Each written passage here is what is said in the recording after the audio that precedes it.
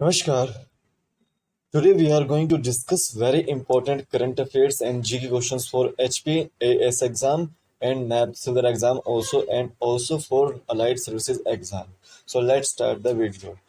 First you have to give answer of this question. The question is that Ghost Army was the first mobile tactical reception unit of which of the following countries army during World War II.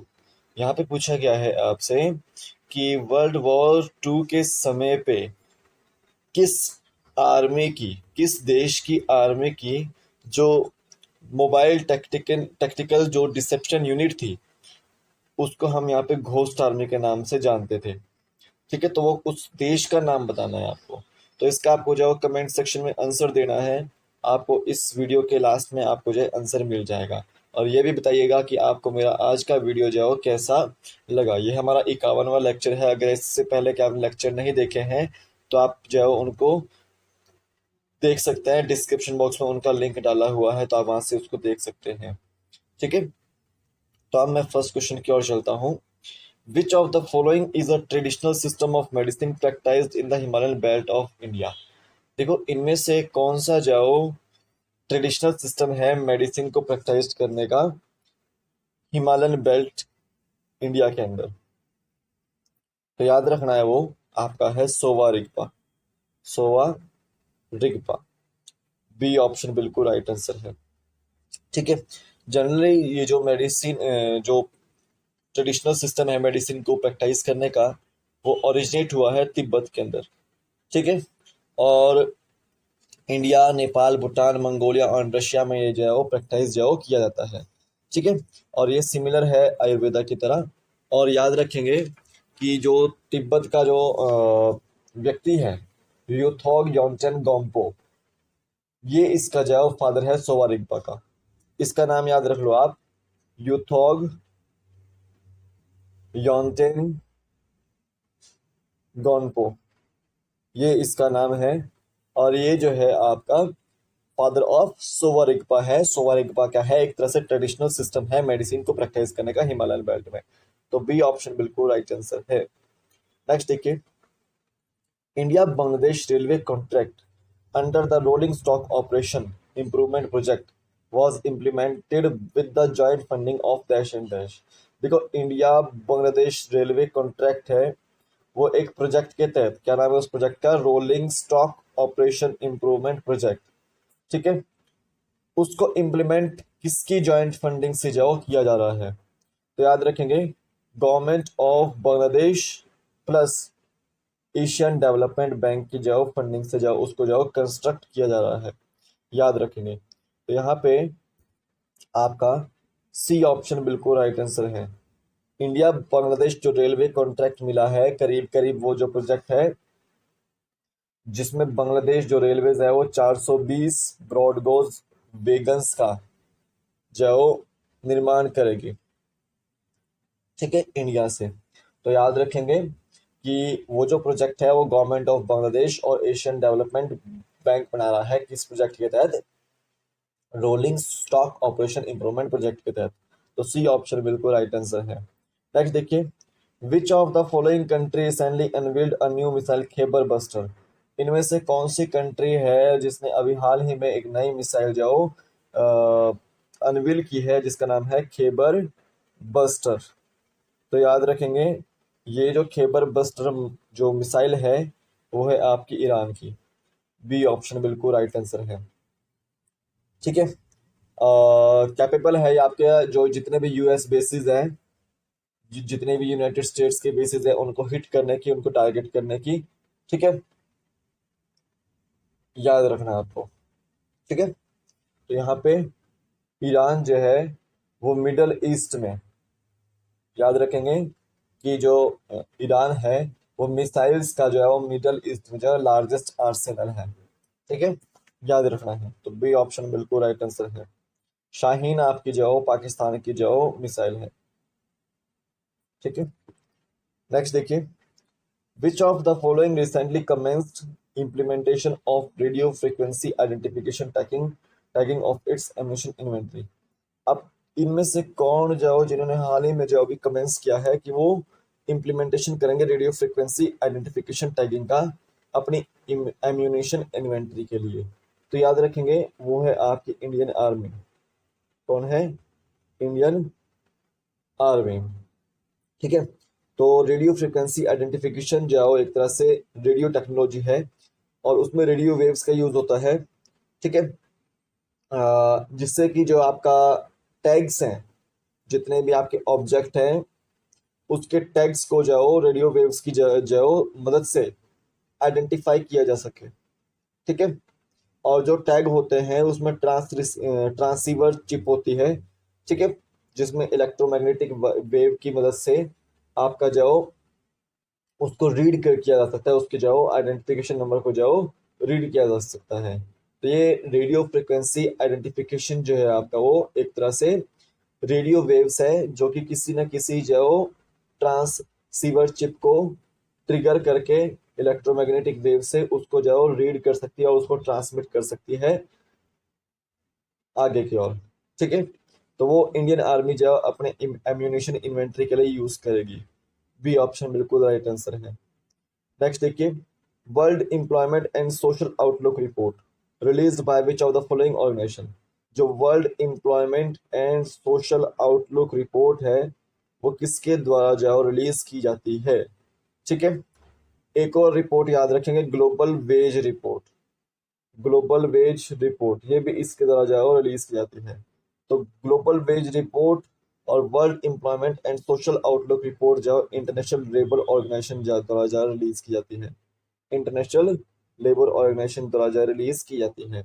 याद रखेंगे कि ये जो international labour organisation है ये आपकी जो जब वर्ल्ड वॉर वन हो रही थी तो उस समय उसके बाद जो आपकी यह जो एस्टेब्लिश की गई थी।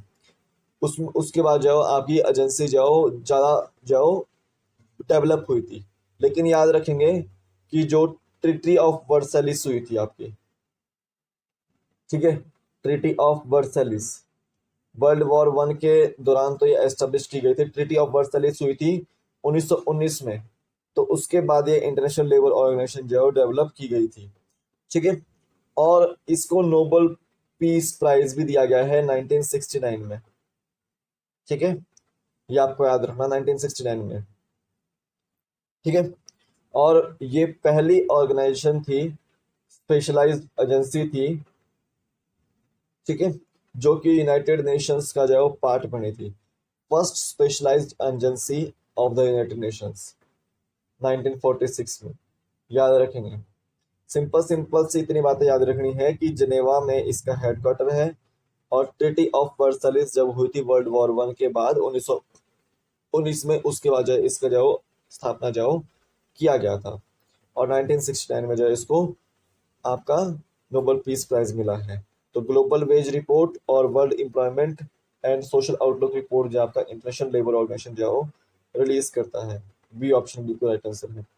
शुभम जी के ट्रिक एप्लीकेशन को डाउनलोड कीजिए, लिंक उसका डिस्क्रिप्शन बॉक्स में, वहां से डाउनलोड कर सकते हैं। वहां पे आपको जब आप ओपन करेंगे तो स्टोर सेक्शन के अंदर मॉडर्न हिस्ट्री के नोट्स, इंडिया जी के प्लस एस जी के नोट्स और महात्मा गांधी के प्रिंसिपल्स के नोट्स आपको देखने को मिलेंगे। तो आप उसको जो नायब तहसीलदार एग्जाम के लिए, HPPSC के किसी भी एग्जाम के लिए, HPSSC के किसी भी एग्जाम के लिए, या फिर HPAS एग्जाम के लिए, किसी भी एग्जाम के लिए, चाहे आपका टेट का हो, टीजीटी का हो, पीजीटी का हो, HPAS का हो, तो यहाँ पे ये जो नोट्स हैं आपको वो काफी मदद करेंगे। ठीक है। तो आप इसको जो पढ़ने के लिए जो ले सकते हैं, परचेज कर सकते हैं शुभम जी के ट्रिक एप्लीकेशन के अंदर, स्टोर सेक्शन के अंदर इसको जो आपको लिंक मिल जाएगा तो आप उसको परचेज कर लीजिएगा। ठीक है। आपको काफी मदद करेंगे ये नोट्स। टेलीग्राम पे मैं इसका जो PDF डाल दूंगा वीडियो का, और जो भी नोटिफिकेशन होती है मैं टेलीग्राम पे शेयर कर देता हूँ, तो आप उसको भी ज्वाइन कर लीजिए, लिंक उसका भी डिस्क्रिप्शन बॉक्स में डाला हुआ है। ठीक है। अब चलते हैं सिक्स क्वेश्चन की ओर। Recently Australia has designated which marsupial animal as an endangered species. Australia ने अभी हाल ही में एक मार्सुपियल एनिमल है जिसको अभी हाल ही में एंडेंजर्ड स्पीशीज जो घोषित किया गया है। आपको पता है कि एंडेंजर स्टेटस किसको दिया जाता है? जो स्पीशीज खत्म होने के कगार पर आ चुकी है, ठीक है, जिनको प्रोटेक्ट करना जाओ, आपका प्रोटेक्शन देनी जाओ, गवर्नमेंट की प्रायोरिटी बन चुकी है, ठीक है। और वो ऑस्ट्रेलिया के नेशनल एनवायरनमेंट लॉ के अंतर्गत आ रहा है, किसी भी देश के नेशनल एनवायरनमेंट लॉ के अंतर्गत आ रहा है, तो वो एंडेंजर्ड जाओ स्पीशीज जाओ घोषित की जाती है। मतलब कि एक तरह से बोला जाता है कि अगर कोई चीज खत्म कर होने के कगार पर है, तो उनको एंडेंजर्ड स्पीशीज का दर्जा दिया जाता है। अब अगर एंडेंजर्ड स्पीशीज का दर्जा दिया जा रहा है उनको, तो उनको जो है एक तरह से प्रोटेक्शन दी जाएगी, उसके तहत जो प्रोटेक्शन, ताकि हम उस स्पीशीज को जो है बचा सके। तो अभी हाल ही में किस मार्सुपियल एनिमल को एंडेंजर्ड स्पीशीज जो घोषित किया है ऑस्ट्रेलिया ने? याद रखेंगे कोआलास को, ठीक है, कोआलास। बी ऑप्शन बिल्कुल राइट आंसर है, ठीक है। ये आपके आर्बोरियल होते हैं और ये हर्बीवोरस है। कैसे है ये? हर्बीवोरस है, ठीक है। ऑस्ट्रेलिया जो है वो वहां देखने को मिलते हैं आपको। कौन सी फैमिली से आते हैं ये? फास्कोलैक्टिडी फैमिली से जो है वो ये आते हैं, याद रखना है। तो यहाँ पे बी ऑप्शन बिल्कुल राइट आंसर है। नेक्स्ट देखिए, मिलान 2022 a naval exercise hosted by which of the following country? जो मिलान जो एक्सरसाइज है 2022 की नेवल एक्सरसाइज किस कंट्री द्वारा जो होस्ट की गई है? याद रखेंगे 1995 से जो है वो होस्ट की जा रही है, और पहली जो है होस्टिंग कहाँ हुई थी? इंडिया के अंडमान निकोबार आइलैंड में। तो अभी जो एडिशन चला हुआ था 2022 का, वो 11th एडिशन था, और ये फर्स्ट टाइम हुई है विशाखापट्टनम में, वाइजैग में। तो याद रखेंगे मिलान 2022 जो थी आपकी, वो इंडिया ने होस्ट की थी। बी ऑप्शन बिल्कुल राइट आंसर है, ठीक है, इसको याद रखना है। नेक्स्ट देखिए, which of the following two organisations recently launched community innovator fellowship marking the international day of women's and girls in science? अभी किन दो ऑर्गेनाइजेशंस द्वारा रिसेंटली जो है एक fellowship programme, community innovator fellowship, जिसके तहत international day of women's and girls in science जो मार्क किया जाएगा, याद किया जाएगा? तो सिंपल सी बात है कि ये जो आपका प्रोग्राम था, ये फेलोशिप प्रोग्राम था, कम्युनिटी इनोवेटर फेलोशिप प्रोग्राम, ये किसके द्वारा जो है लॉन्च किया गया था? वो था आपका United Nations development program plus Atal innovation mission, ठीक है। तो ये बी ऑप्शन बिल्कुल राइट आंसर है कि कम्युनिटी इनोवेटर फेलोशिप प्रोग्राम जो था आपका, वो किसके द्वारा जो वो लॉन्च किया गया था? अटल इनोवेशन मिशन द्वारा। किसके through? United Nations development program के थ्रू। बी ऑप्शन बिल्कुल राइट आंसर है यहाँ पे। नेक्स्ट देखिए, सनी प्यारची festival is being celebrated by which state और यूनियन टेरिटरी? जो सनी प्यारची फेस्टिवल है वो किस स्टेट द्वारा जो मनाया जाता है और यूनियन टेरिटरी द्वारा जो मनाया जाता है? तो याद रखेंगे वो पुडुचेरी में मनाया जाता है, ठीक है। तो यहाँ पे ए ऑप्शन बिल्कुल राइट आंसर है कि सनी प्यारची फेस्टिवल जो आपका पुडुचेरी में मनाया जाएगा। ए ऑप्शन राइट आंसर है। नेक्स्ट देखिए, ये मैंने आपसे क्वेश्चन पूछा है फ्रंट में भी, ghost army was the first mobile tactical reception unit of which of the following countries army during world war two? यहाँ पे पूछा गया है वर्ल्ड वॉर टू के समय पे घोस्ट आर्मी किस देश की tactical mobile mobile tactical deception unit थी? याद रखेंगे वो थी आपकी यूएसए की। तो यूएस आर्मी के पास आपकी जो घोस्ट आर्मी जो थी वर्ल्ड वॉर टू के समय। तो बी ऑप्शन बिल्कुल राइट आंसर है। तो ये थे आज आपके टॉप 10 क्वेश्चंस। आई होप आपको अच्छे लगे हों। HPAS Himachal Pradesh administrative services exam में आपको जो कहीं ना कहीं देखने को मिल सकते हैं ये। तो अभी के लिए फिलहाल इतना ही है। कल फिर मिलता है एक नए वीडियो के साथ। तब तक के लिए जय हिंद, जय भारत। आपका दिन शुभ हो। जय हिंद। इस क्वेश्चन का आंसर बी है, ठीक है, यूएस से। जय हिंद।